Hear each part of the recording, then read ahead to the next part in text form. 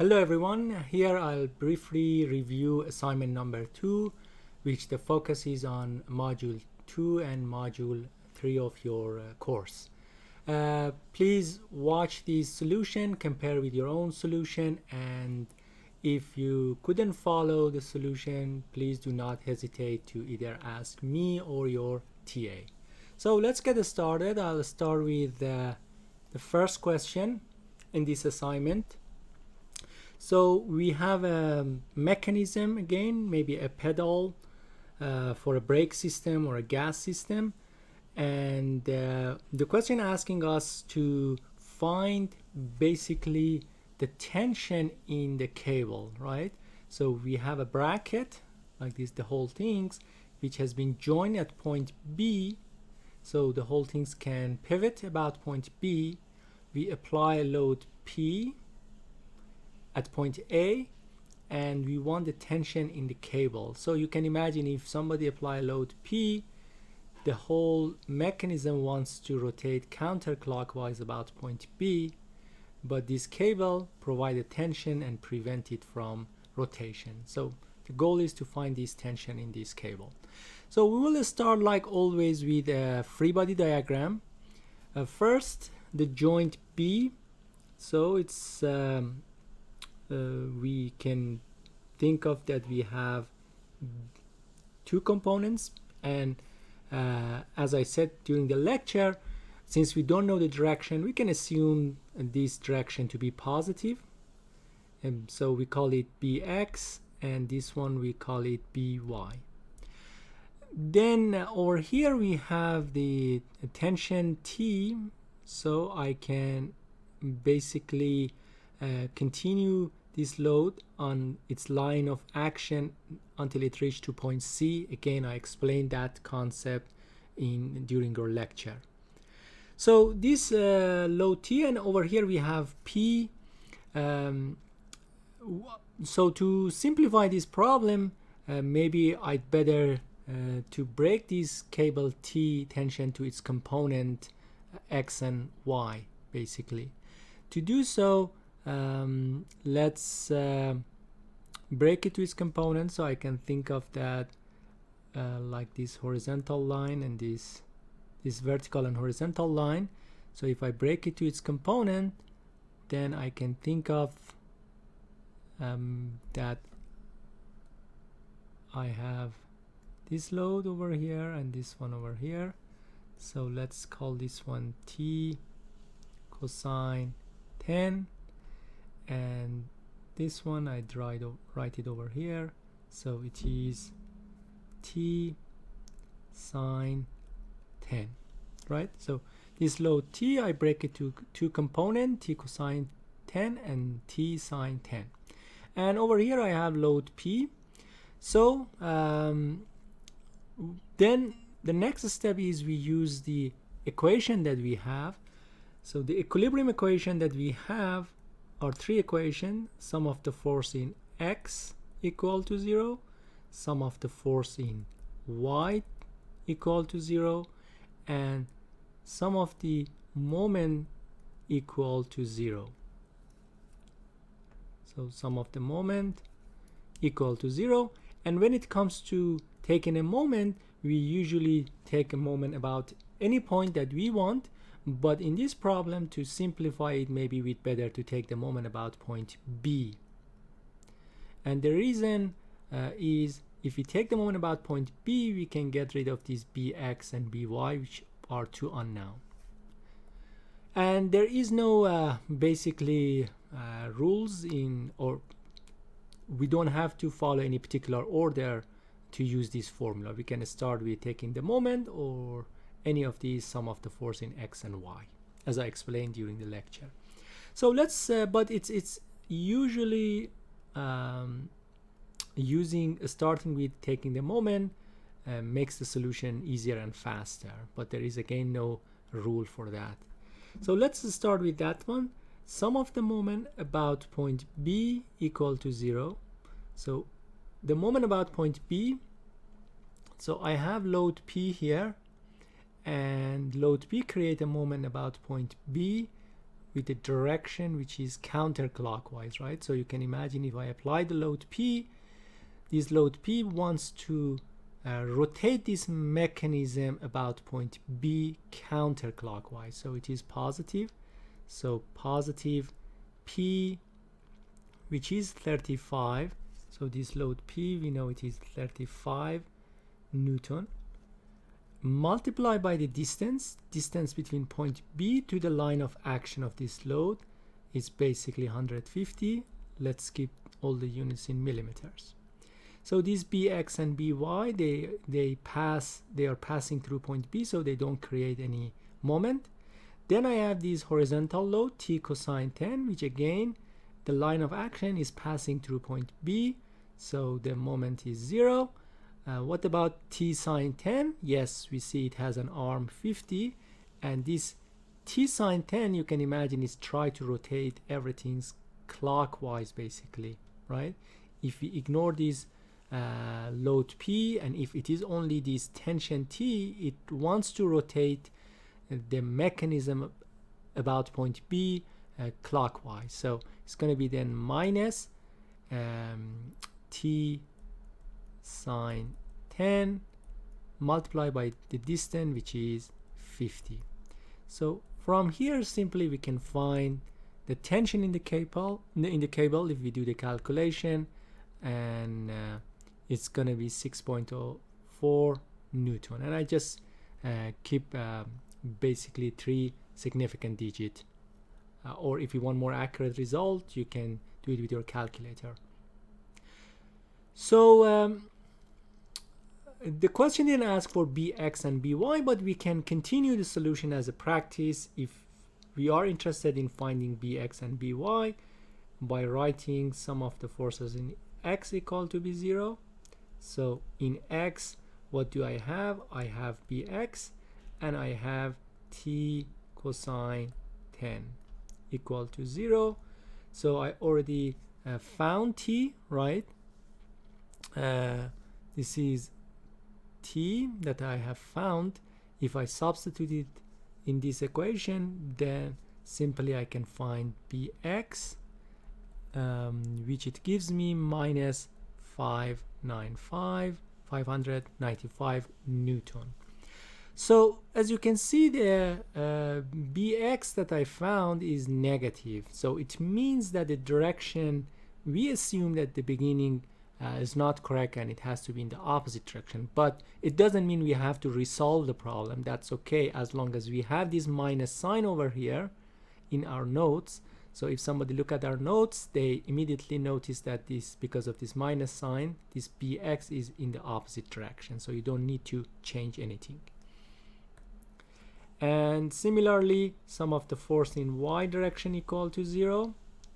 So in y direction, I have minus 35, right? The load 35, which is downward. And our convention again, don't forget, always direction to the right positive, direction upward we keep it positive unless we state something different. So I have minus 35, and then I have By, which is positive. What about T sine 10? It is downward, so minus T sine 10 equal to 0. I substitute T again, and simply I can find By 150 Newton. So this time the direction that we assumed is correct because we found a positive number. All right, so again, as you see, the solution is very, very simple. But before we start solving this problem, we'd better see how this mechanism is working.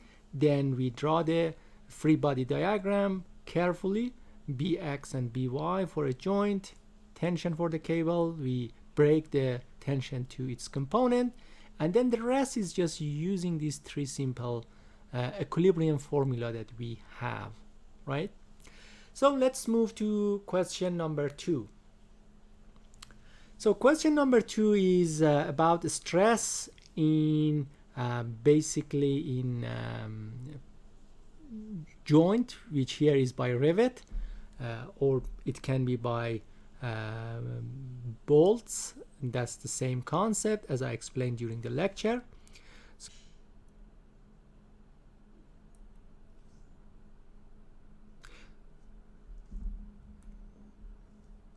So the assumption here is that the load has been distributed evenly. So if I have like a load P trying to basically pull apart this connection, this load divided between these four rivets equally.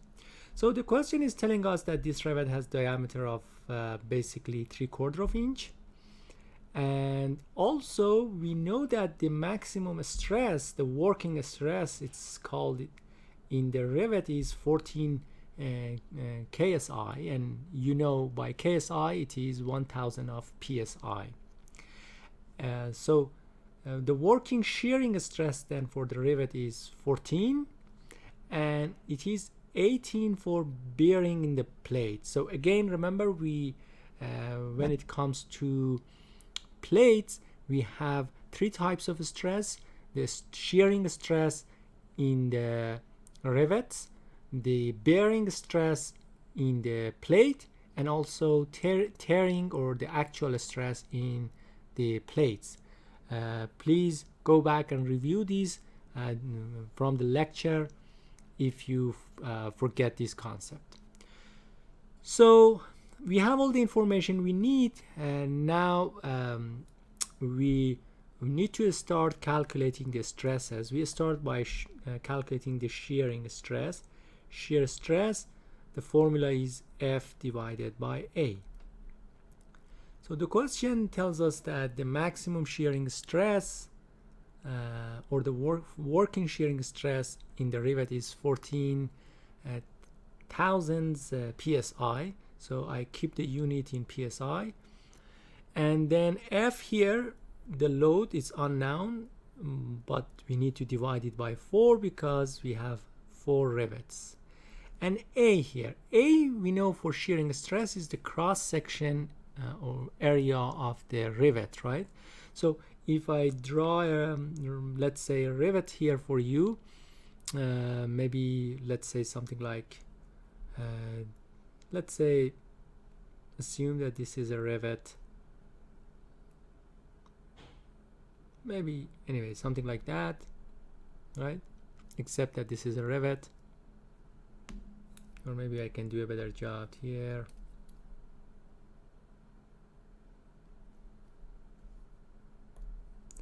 So imagine this is the rivet, and what we know is that the cross section area of this rivet, if I pass a plane to it, is this area A cross section, which is under shearing stress, right?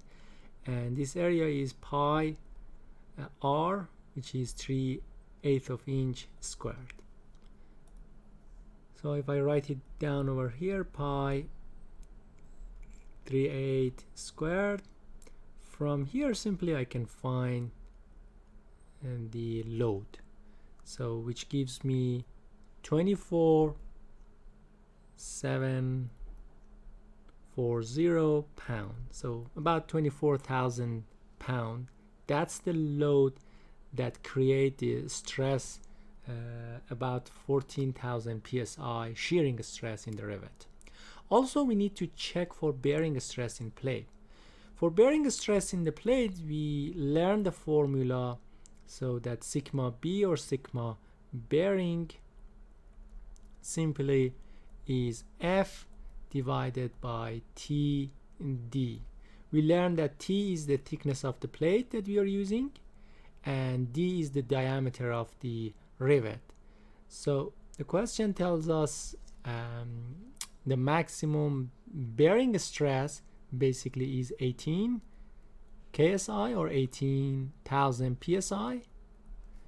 Load here is force P divided by 4 because we have 4, and T the thickness, we have the thickness 7/8, and the diameter of the basically the rivet is 3.3 3 divided by 8, or 3/8 of an inch. So from here I can find P, which gives me 47 to 50 pound. So, but what is the answer? We found two values for P. Which one is the correct one? The first one from the shearing stress, the second one from the bearing stress. So the question asking us to find the maximum loads that we can apply, right, without these things being failed. So it is our judge, right? We have over here 20, basically 4,740, and over here we have 47,250 pound. If I go with the bigger load like this one, P, 47,000, then it is obvious that this load, this big P, create a bigger stress that the rivet can handle, so the whole things will fail. So it means in this case, in this scenario, we have to go for the smaller load, because if I pick this load, I know that the rivets are safe if my load is not bigger than this load, right? And also I'm sure that the plates also is safe. It's not going to tear down the plate because this load is obviously less than this one. So the answer, so then we say the answer, the maximum P that we are allowed to apply to this system or to this joint is 24,740 pound.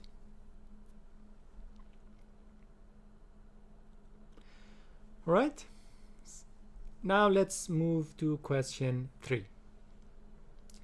So in question 3 we have a crane, and the question is asking us to find the stress basically in link CD.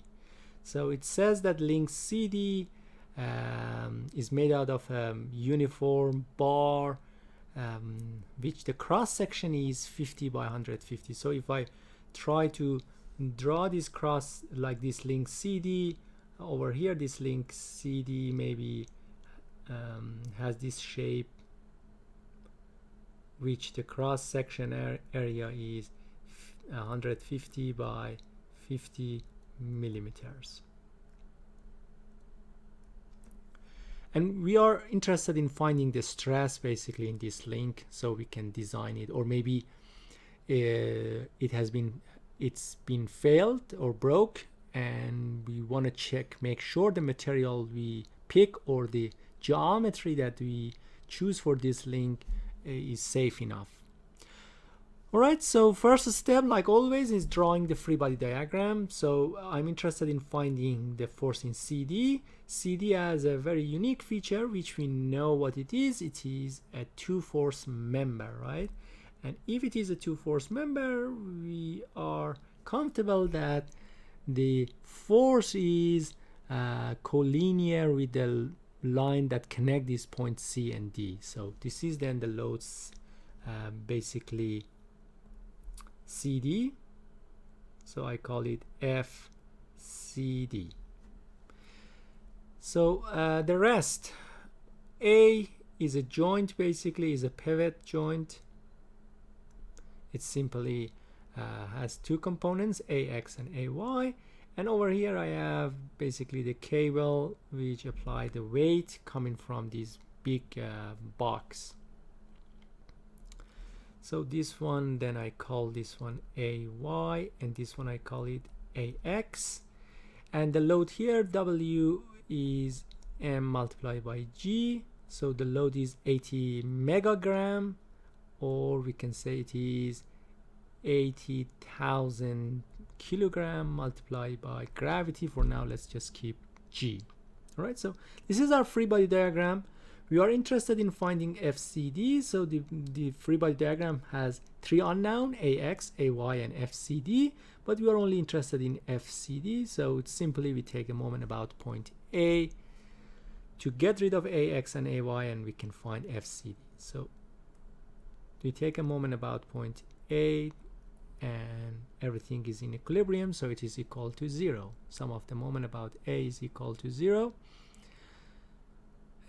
So we start with FCD. FCD, if I notice, try to rotate this crane about point A counterclockwise, right? So you can imagine this load, if it's too big, it's try to rotate everything, the whole things counterclockwise. So it is positive then, and its arm, like line of action of this load to point A, this distance is 15 meter. So what about this load? This load, you can imagine this load wants to basically rotate everything clockwise. It wants to move everything downward and rotate everything about point A clockwise. So it is minus then, minus 80,000 G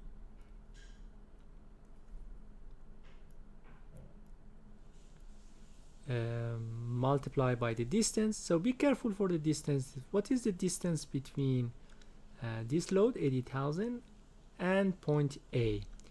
Basically what I'm interested is the distance between this line of action, like this line, and point A. So if we notice this distance from point A up to here, it's not 25, it's 25 plus 3, it's 20, basically 8 meters. So these simple things that we may make a mistake, we need to be careful. 28, because we may forget these 3 meters over here, right? So that's all, and it is equal to 0. From here I can find FCD, which basically if I do the calculation, I will find out FCD to be 149,333 Newton. So, but we are not interested in the force, we are interested in basically finding the stresses in link CD. So then we say sigma in CD is equal to FCD divided by A, the cross section, 149,333 divided by the cross section. Let's keep the length in millimeter. So it, if I do the calculation, it gives me 19.9 Newton per millimeter squared, or simply we know that this unit has another name which is customary to use that one, 19.9 megapascal. So this is basically the stresses that it's been created in this link CD. Again, later when we get to the design criteria, you will see that this number is very critical, because we can then decide if the link that we have here is the geometry is adequate and can handle basically this stress. All right, so let's move on to the next question, which is a question on truss structures. And for truss structures, we know that they are a structure made out of lots of two links members, and there are two methods to solve the problem. One is the method of joint and one is the method of section. In your exam, you are free to use whatever method that you want, unless the question asks you specifically for each method. But here for your assignment, question 4 asks you specifically to use basically the method of joints.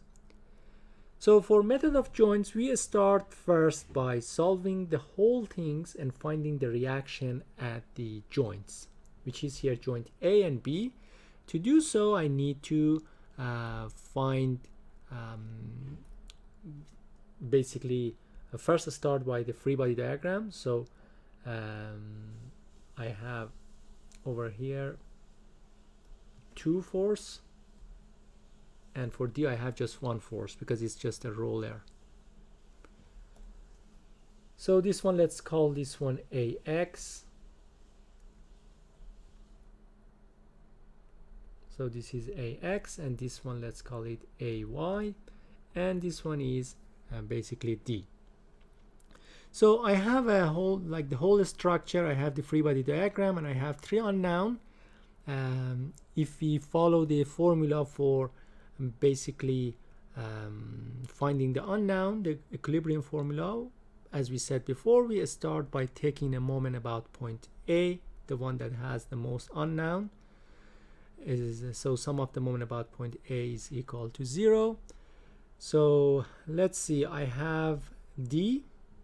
I start with the unknown, and this D try to basically spin or rotate the whole things about point A counterclockwise. So you can imagine if somebody apply load at point D, wants to lift everything and move everything and rotate everything about point A, because point A is a joint counterclockwise, so it's positive, and the distance, so it is 4 meter and 4, which is 8.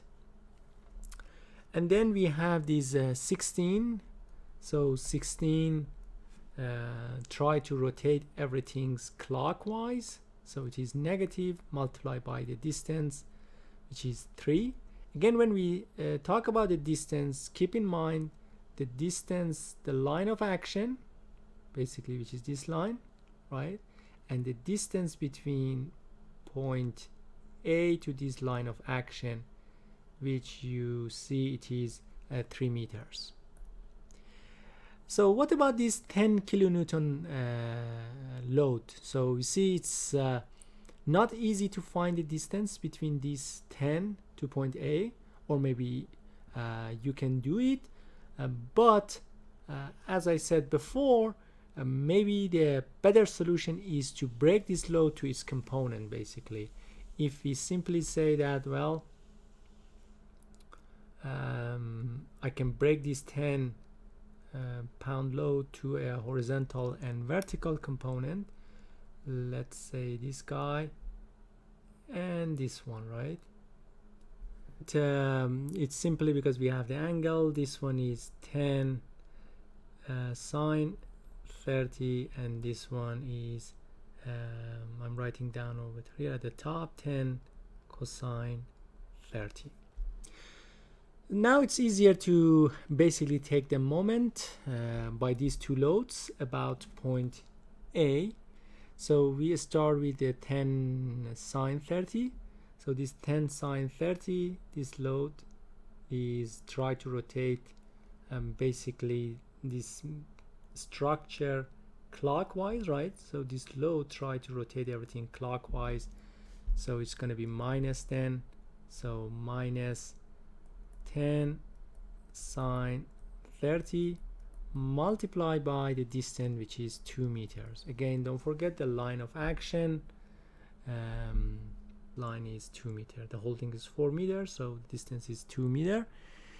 And since it is clockwise, it is minus.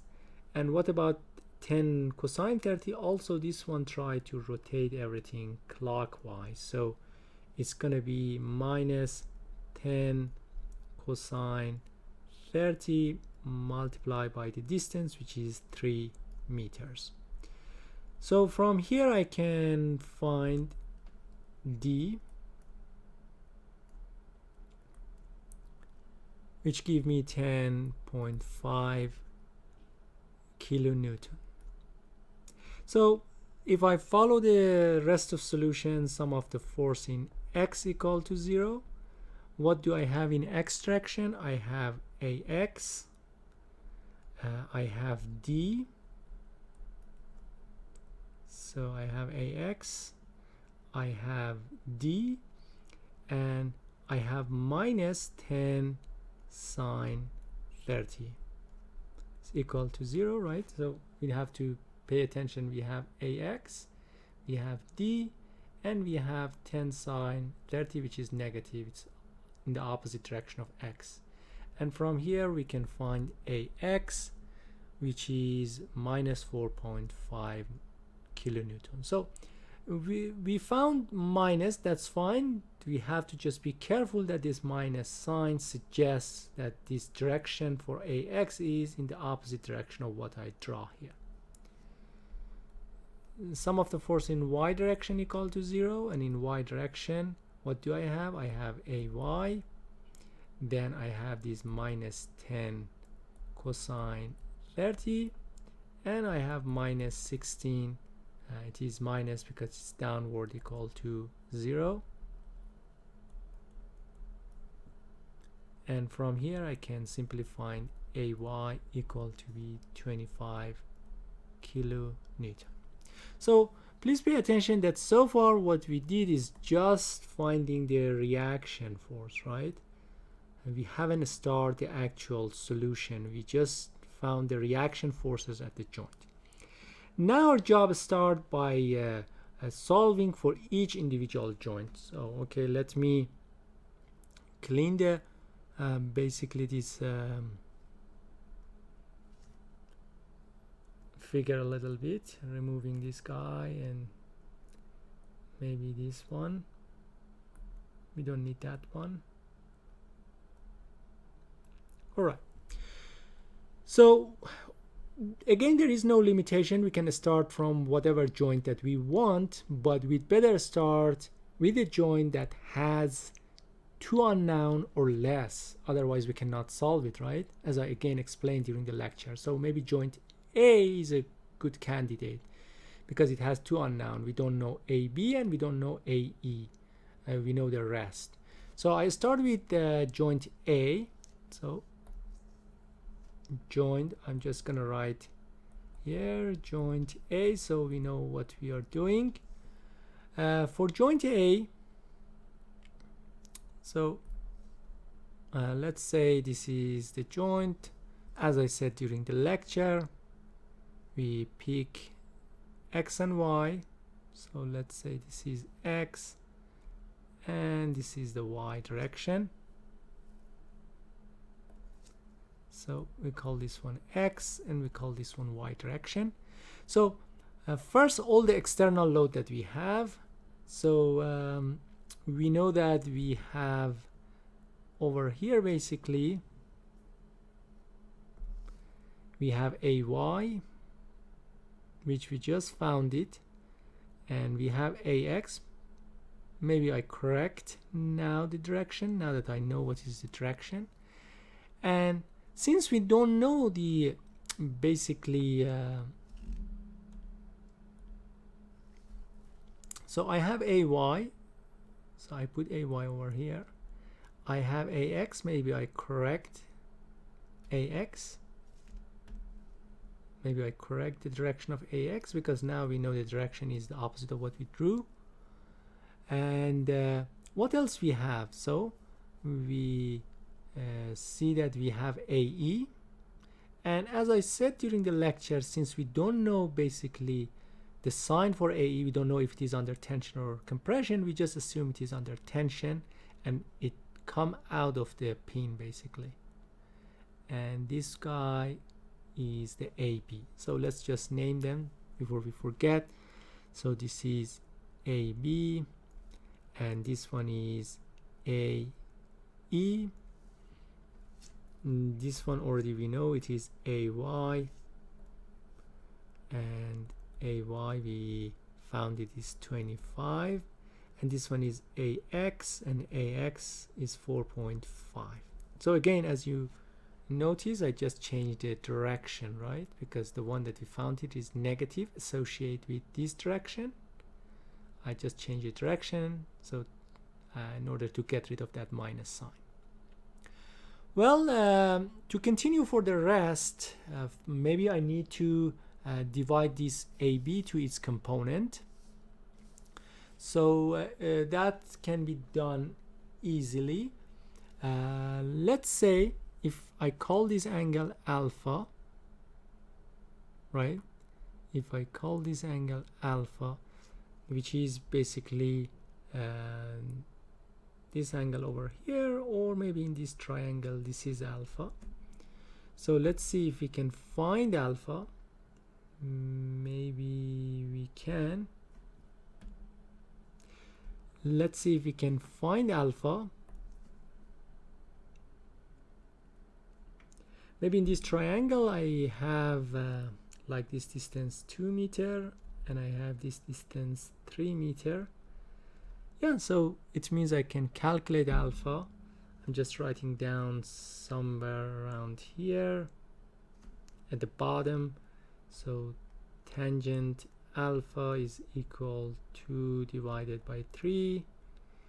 If I use my calculator, it gives me alpha 33.7 degree. So I have alpha. Then it means I can simply break this AB to its component. Let's do that and see what we get. So if I do so,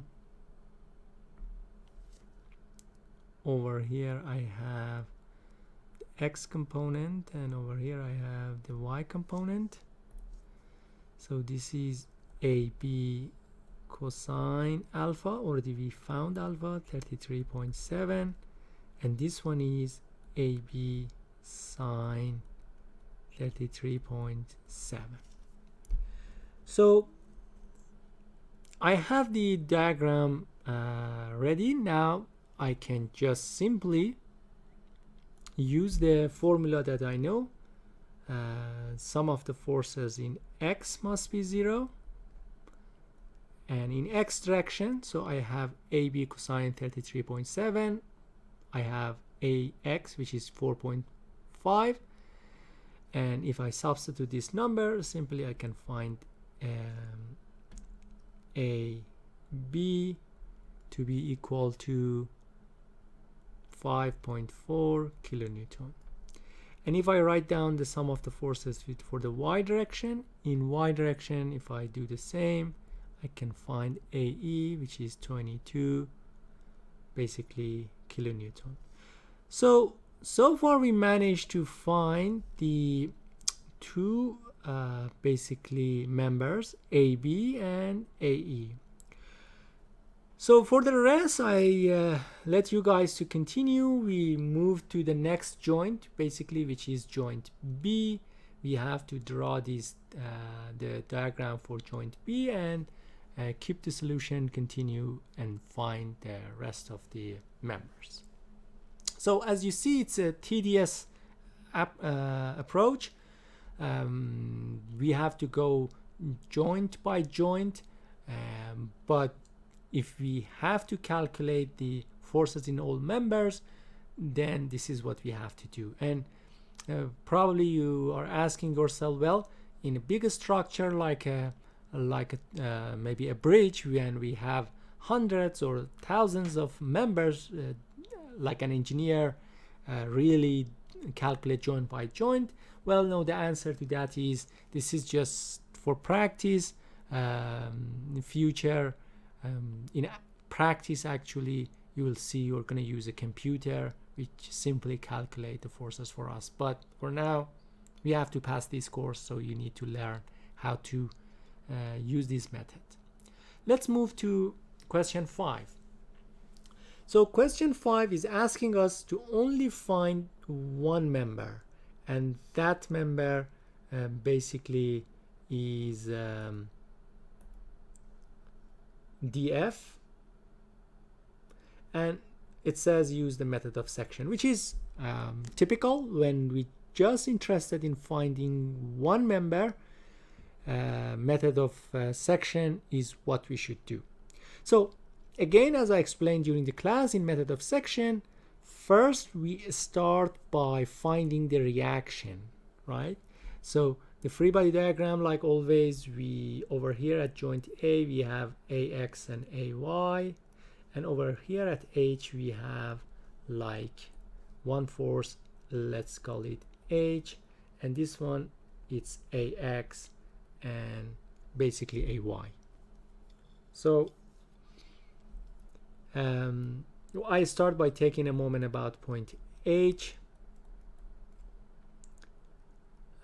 So if I take the moment about point H, I have, or maybe if I start even before that by writing the sum of the forces in x equal to 0, then just simplify the problem. You notice ax is basically equal to 0. So this one, ax is equal to 0. And now I can easily take the moment about point h. If I do so, I have ay multiplied by the distance, which is basically 36, right? I have each distance between these loads 9, so I have 4 multiplied by 9, which gives me 36. And this ay wants to lift everything up and rotate everything clockwise about h, so it is minus then. And then I have the first one, this 80 kips, and by the way, kips is kilo pound, right? And the distance between these 80 to point h is 27 inches, and it is positive, so it wants to rotate everything or the whole structure about point h counterclockwise. So 80 multiplied by 27, I keep doing it for the next one, the same, it is positive 80 multiplied by 18, and then the last one, it is 80 multiplied by 9 equal to 0, and this one give me a y, which is 102 Newton. All right, so good, we found the basically the reaction. If we are interested, we can also find h by just writing simply sum of the forces in y direction equal to 0, and we can simply find h, but we don't need it, and in a moment you will see why. So we learned that if we are interested in finding the internal force in only in one member, like here df, we need to section, or we need to cut this basically truss. And the cut, as I said, we cut it in a way that we only cut 3 members, because we can only solve for 3 unknown, unless the geometry is something specific, which there are other methods or other sections. And also be careful to include these members, because yes, we are interested in member df. Now that I did the cut, I have a choice to select between the left or right side of this cut, and it's totally up to us. For example, let's say I decide to pick the left side. Let me draw again the left side. So the left side, let's say if I can draw it, and then something like that, and then so, and for this one we have that one, right? So what I did, so I imagine that I cut it, I throw out the rest, and so in fact this is joint A, this is joint C, this is B, this is D, and this is joint E, right? And this is the rest, which we throw them out, right? Like this is point F, and so on. So, and after that I just draw the loads that I have. So I have this one here, I have this load, I have no, I don't have ax, only I have ay, right? And this one is 80, this one is 80, and ay, we just found ay, which is 120. So what about these 3 members that we cut? We know that these guys, they have internal loads, right? So like this one has internal load, This one has internal load, which we don't know if they are in tension or compression, but we learned that that's okay. We just assume that they are in tension. So this one is dF, this one is EF, and this one is EG. We are only interested in dF, right? So we have to be smart and maybe take the moment about point E. And you know why, right? If I take the moment about point E, then simply I'm getting rid of EG and EF and this AT, because right, so this EF, get rid of EG, and I'm getting rid of this AT because they are passing through this point E. I'm only left with this 80 and this 120. So let's do so.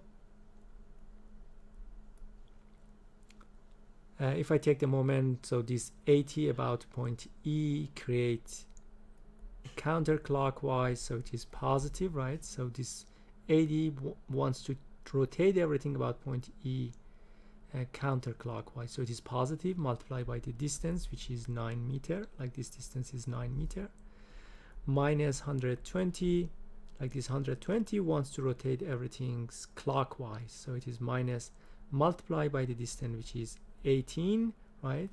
This is 9 meter, this is 9 meter, it is 18 meter from A to E. What else? dF, which is an unknown, right? We don't know dF.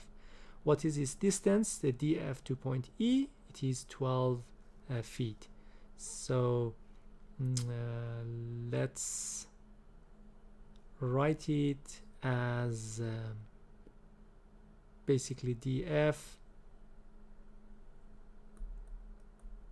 and it's rotating rotating clockwise, right? This dF, if you notice, is trying to rotate clockwise about point E. Multiply by the distance, which is 12 feet, equal to 0. And by the way, I need to correct myself here. The unit for AY is not in Newton. It is because everything is in kips, like kilopound. It is in kips or kilopound. All right, so if I solve this equation, then successfully I can find dF. Let me use my calculator, and if I do so, so if I use my calculator, dF give me 780, and again the unit is kips.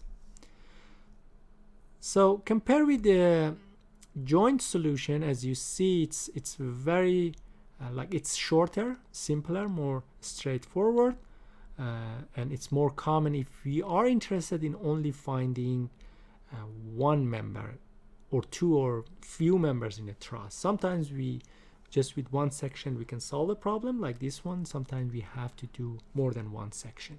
So you need to practice more example.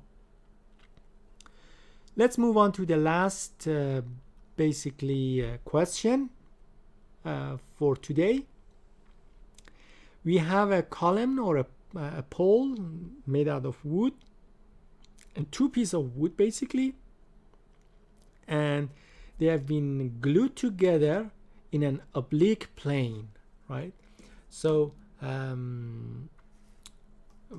you can imagine that these two basically are something, let's say like these two. Imagine these two, right? And I'm glue these two parts together. Now if they have been glued together, if I apply load, this load basically, if I remove this section, this is a section for one of them, and basically we can think of this, we have a normal stress which is normal to the plane, and we have a shearing stress which is tangent to the plane, right? Which we talk about it during the lecture, and please, if you forget, go back and review the lecture. So but let's see how we can solve it.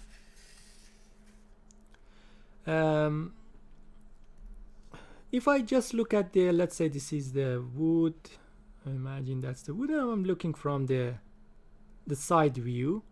If this is the side view, and basically this is, let's say, the oblique plane, so from what we learn, so we know that is if this angle is theta, let's say if this angle is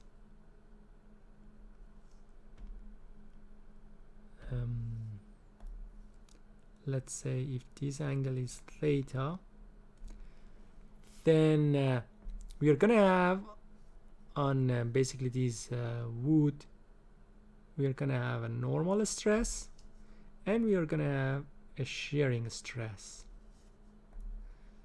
sigma, and we show this one by tau.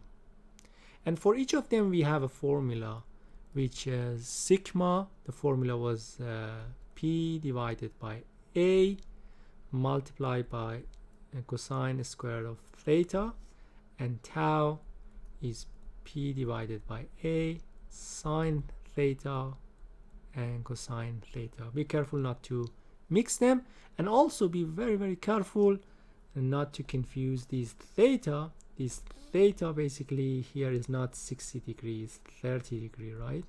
Because remember this angle is 60, which is over here 60 degree. So if I substitute this number, basically I'm gonna find out the value for the normal stress to be 70, and this one will be 40. What about the unit? So the load P basically is 1,400 pound, right? The question is telling us it is 1.4 kips or 1,400 pound, and I use inches for the units, like 5 inches and 3 inches. So A basically is 3 multiplied by 5, 15 inches squared. So it means my units over here, this it is in PSI, and this one is PSI. Alright guys, that's conclude our solution for this assignment. Again, I suggest review the solution, compare it with your own solution, and if there is a part that is not clear, you cannot follow, or maybe I made a mistake, then please do not hesitate to contact me or contact your TA and ask your question. Good luck.